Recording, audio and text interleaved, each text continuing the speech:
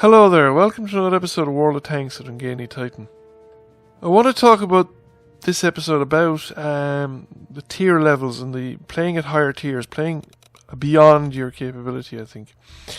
For a long time, tier 10 is still probably beyond my capability. I am probably most comfortable playing tier 6 to tier 8. And I'm pretty effective, or at least as effective as I can be. At my most effective, I suppose, in those tiers. I can play the lower tiers as well, obviously, and probably even be more effective in the lower tiers. But I don't find the lower tiers as much fun. I think the tier 6, tier 5 to, well, certainly tier 5 to tier 8 is probably the my comfort zone in the game.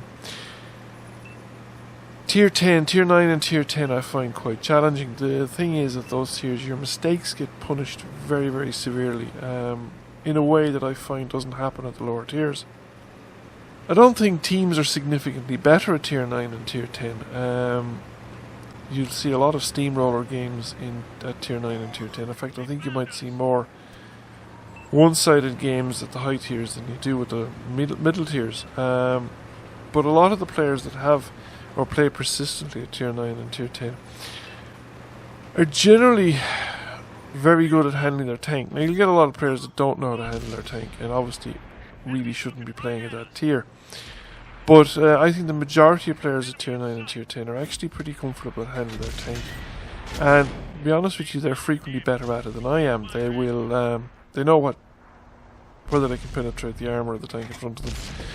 They know what ammunition to use to penetrate the armor, and they know when not to bother, so to speak, when you could meet up with a tank that you wouldn't penetrate effectively or have much of a chance of penetrating. For instance, if I was here in a T-54E1 trying to penetrate an E-100 even with premium ammunition at this range would be problematical, because landing the shot on the flat surfaces that I need to land it on is really beyond the capability of the gun, and I'd be better off finding it elsewhere to be and something else to do.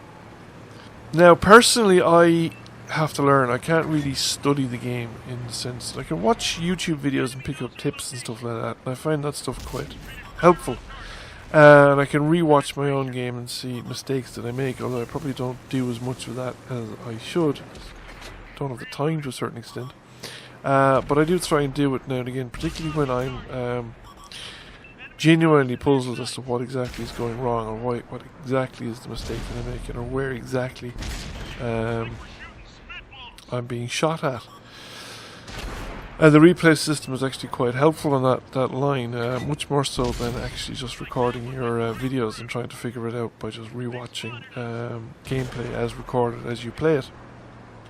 But as I've played this game and progressed through the tiers, like when I started out, I hit Tier 8 pretty quickly, and Tier 8 was the tier I definitely wasn't comfortable at. And I found myself going back to Tier 4 and Tier 5 quite a lot to get a comfortable game.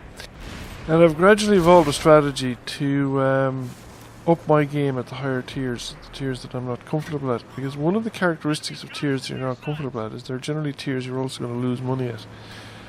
So you build up a big bulk of money and then play the game quite a lot at that tier until you actually start to learn or change your game style. You get your game style to suit the gameplay at that tier. This means paying attention to your mistakes, because stuff that you can get away with and stuff that's actually a good play at the lower tiers frequently turns out to be not a good play at higher tiers. It gets punished because there are more people who are better at the game, are aware that these plays can be made and have worked out counters to them, so you have to adjust to the more stringent conditions.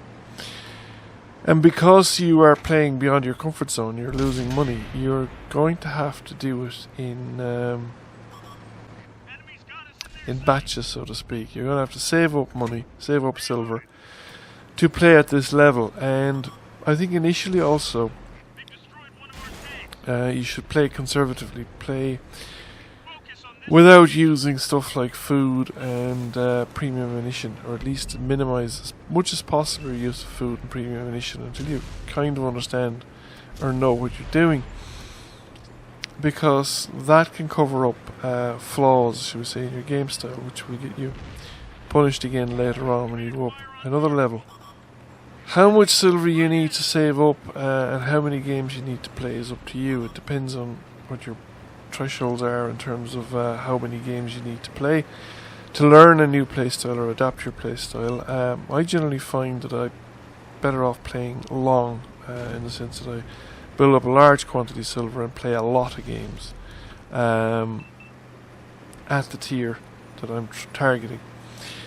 So for instance, if I was to play tier 9 and 10 games, I would bank up about the 10 million silver mark and play those until I was satisfied that I'd done or achieved what I wanted to achieve. Now,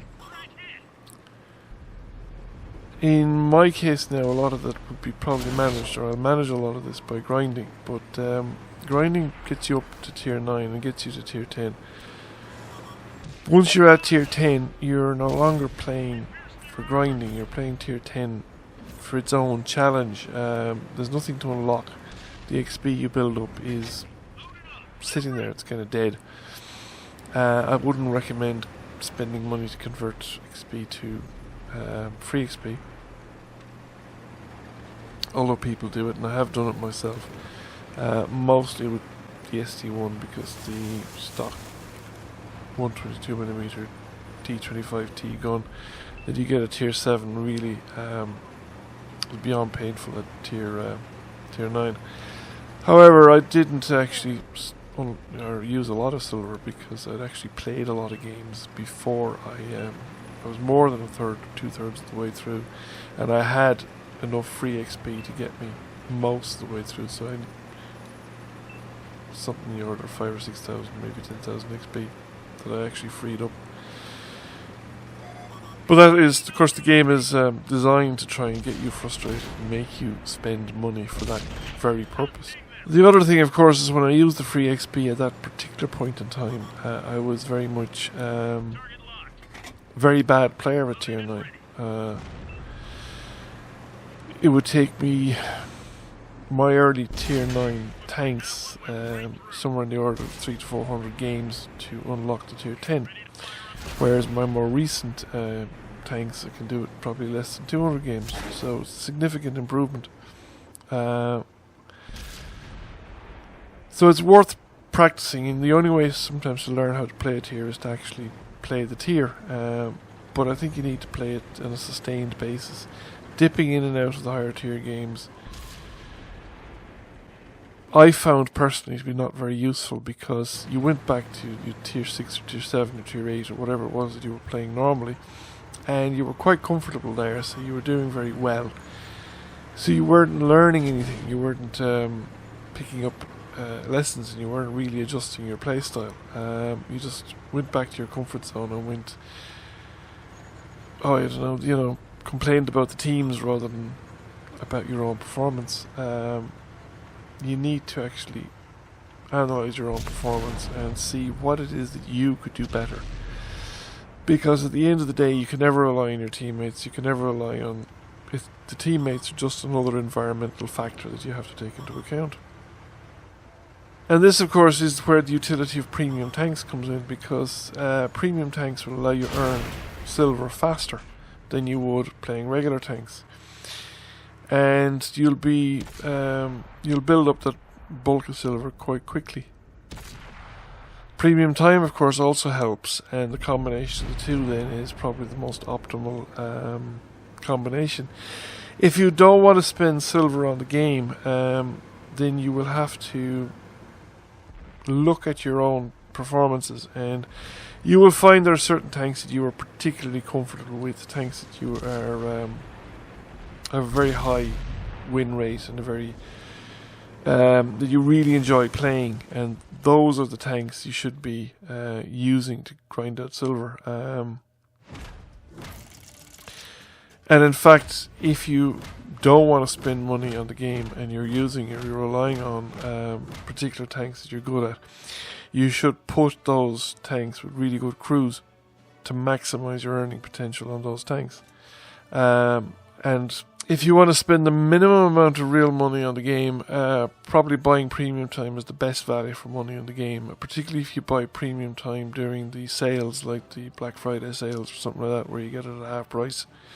That is probably the next best thing to do in the game for value for money.